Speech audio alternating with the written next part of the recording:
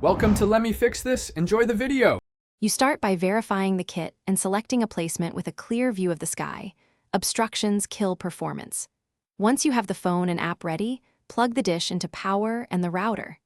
You do this now because the hardware boots and advertises an initial network automatically.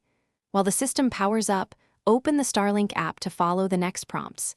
This saves time and prevents missed steps during the automated calibration.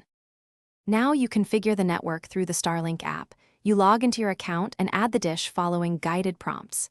Make sure to name the SSID and create a robust password. This secures your connection. Once done, choose whether to enable both 2, 4 and 5 GHz for compatibility. The app shows live signal and will perform auto-calibration. Let it finish. If alignment adjusts, give it a few minutes to stabilize before testing. Finish by testing your connection on a nearby device.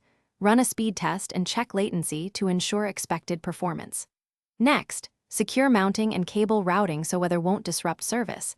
Then accept any firmware updates the app offers because they improve stability. If something goes wrong, try a simple reboot of the router and dish. This often clears transient faults. If issues persist, inspect power and coax connections and ensure no trees or structures now block the sky. That's the most common cause.